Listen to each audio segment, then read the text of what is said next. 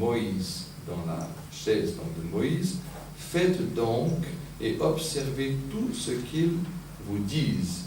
Mais ne faites pas comme eux, car ils disent et ne font pas. Donc nous comprenons que ces paroles sont très claires, que Jésus dit, suivez ce qu'ils vous disent, parce qu'ils vous apprennent la loi de Moïse, révélée par Dieu, mais ne faites pas comme eux, qui disent, mais ils ne la mettent pas en pratique. Et ceci est confirmé aussi dans l'évangile de Matthieu au chapitre 15, au verset 2 à 9, et aussi dans le livre de l'Exode au chapitre 21, au verset 17, où Jésus s'adresse aux Juifs et il leur dit ceci. Je cite, « Dieu a donné ce commandement, honore ton père et ta mère, et celui qui maudira son père et sa mère sera puni de mort. Mais vous, hypocrites, vous avez anéanti la parole de Dieu. » Et Ésaïe avait bien prophétisé, le prophète Ésaïe avait bien prophétisé en parlant de vous, en disant, ce peuple, Dieu qui parle par la bouche d'Ésaïe, son prophète, ce peuple m'honore des lèvres, mais son cœur est bien éloigné de moi. C'est en vain qu'ils me rendent un culte. Ils enseignent des préceptes humains qui ne sont que des commandements des hommes. Fin de citation. Donc nous voyons ici Jésus qui accuse les Juifs justement de ne pas mettre en pratique les commandements de Dieu, de les avoir remplacés par les commandements des hommes et d'annuler des grands commandements de la loi de Moïse.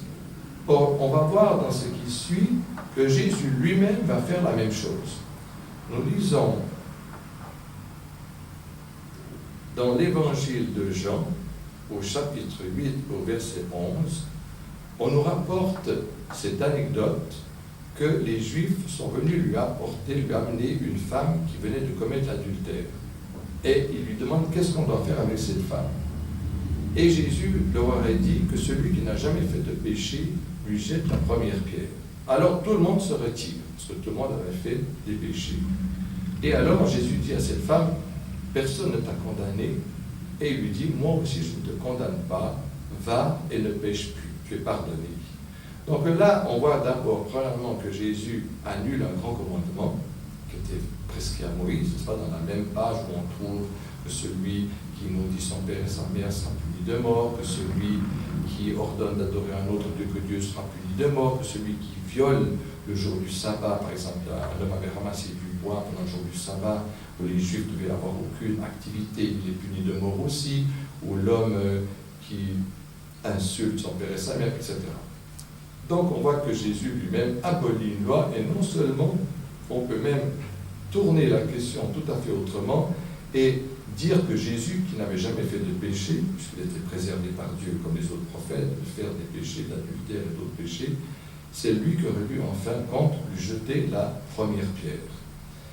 Mais dans le Coran, nous ne trouvons pas cette contradiction, parce que Jésus est venu confirmer la loi de Moïse, la Torah, mais Dieu nous dit qu'il est venu rendre permis une partie des choses qui étaient interdites pour les enfants d'Israël. Donc on n'a pas cette contradiction, il n'est pas évident que Jésus est venu confirmer tous les commandements de Moïse, les plus petits, etc., mais seulement l'essentiel, et qu'il a rendu permis une partie des choses qui étaient interdites pour les enfants d'Israël. Alors là aussi, nous trouvons d'autres paroles que Jésus, la paix soit sur lui, n'a jamais pu prononcer.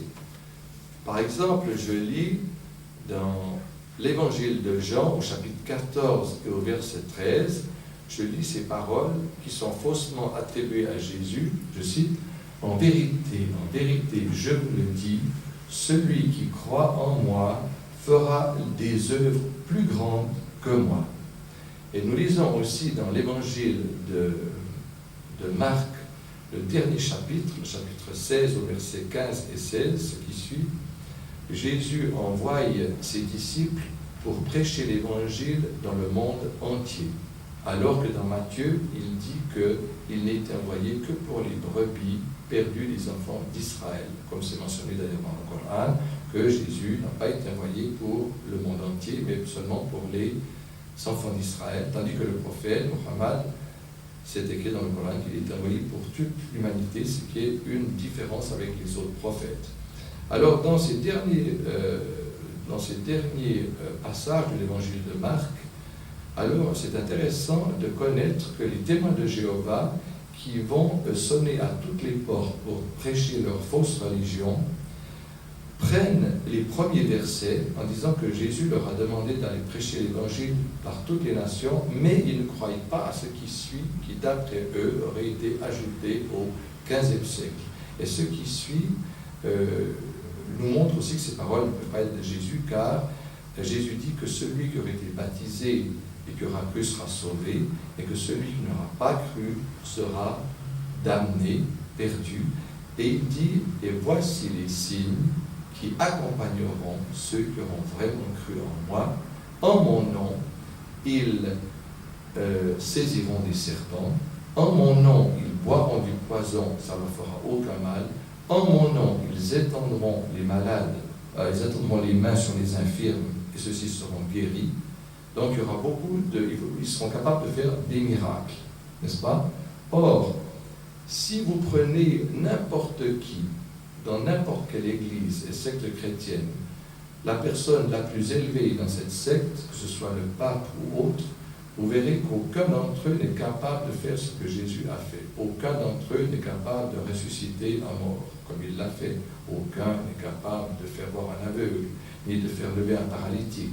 Donc comment pourrait-il faire quelque chose de plus extraordinaire? Par exemple, on pourrait proposer qu'un chrétien ayant la foi en Dieu et en Jésus, ayant eu un accident de voiture, perd une jambe.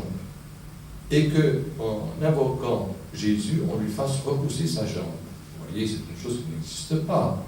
On peut lui mettre une jambe en plastique, et pour cela, il n'y a pas besoin d'avoir la foi en Dieu et en Jésus pour faire ce genre de miracle. Donc nous voyons que Jésus n'a pas pu prononcer ces paroles, et cela pourquoi? Parce que toute parole qu'il prononçait lui était révélée par Dieu. Et Jésus ne pouvait pas évidemment se tromper.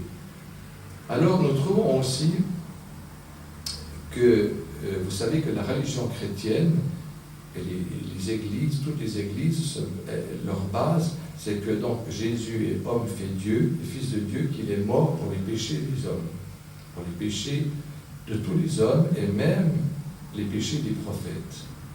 Alors nous allons trouver un verset dans le Coran où Dieu a fait une réponse pour cela. Dieu dit dans la sourate, la table servie, numéro 5, au verset 18, ce qui suit, « Les Juifs et les chrétiens ont dit, nous sommes les fils de Dieu et ses préférés. Réponds-leur, pourquoi donc vous punit-il et vous tourmente-t-il pour vos péchés?